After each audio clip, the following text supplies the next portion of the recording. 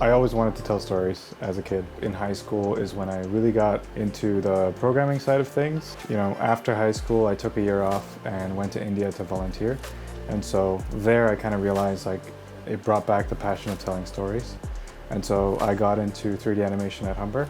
And after going through Humber is when I realized, I wanted to do animation as well as programming. It was kind of the best of both worlds. And in the last year is when one of my professors actually told me, "Hey, Rushi, do you actually want to try out Skills Ontario?" And I didn't know what that was, and he kind of sparked the interest, like, "Hey, you might be good at it, you might have fun." We went through the process, and the opening ceremony is when I really realized, how big Skills Ontario, Skills Canada really is. Highlight is when I was actually going through the competition. I'm feeling the heart race, the time's ticking, getting through all the tasks. All that hard work and the stress of the 2 days really pulled through in the closing ceremony when they called out my name, and it worked out. Growing up, there were a lot of summer camps, winter camps, and just activities for kids that I was involved in.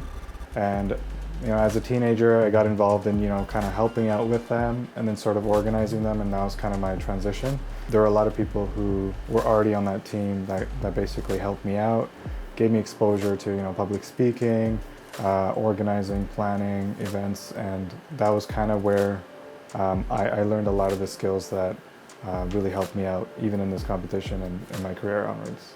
So in college, one of my professors, he kind of knew where I should go, and I didn't know technical art was a thing back then where you can combine art and programming together. So I worked with him a lot, and he was one of the people who kind of introduced me to Skills Ontario, and also helped me when I was preparing for it. Like, hey, you should try this out, practice this, look this up.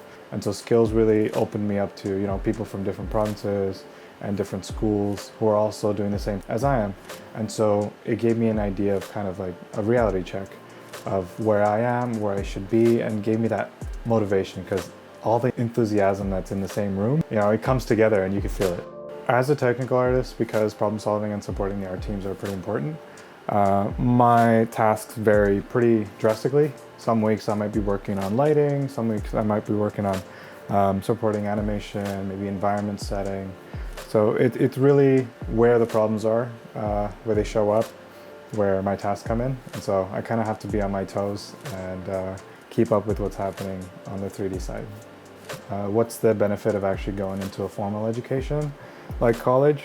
The benefit is you get a network of connections, students that you're studying with who may end up in different companies that in the future. It just builds your network, as well as you get access to veteran professors and professionals that can help you if you get stuck anywhere.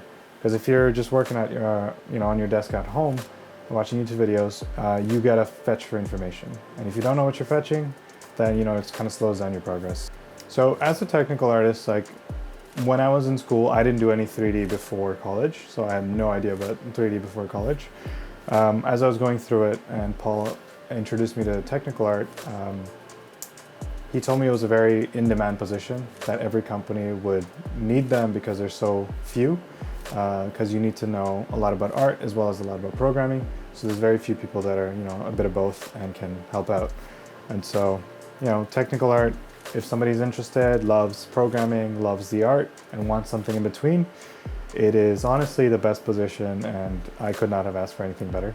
It can be pretty lucrative, and in the long run, it's very rewarding. If you don't know about Skills Ontario, look it up. But if you do, I would say do it, because it gives you that exposure. And honestly, if you found something that you like in trades, you think, hey, do I want to do this? Photography? Do I want to be a plumber or electrician? Do it. The enthusiasm you get from the atmosphere will either continually push you to go as far as you can and get a lot better, or it'll make you realize, hey, look, I want to try something else. There's so many trades that come together. It's like a breeding ground. You'll find your passion, or if you don't know if it's your passion, you'll know.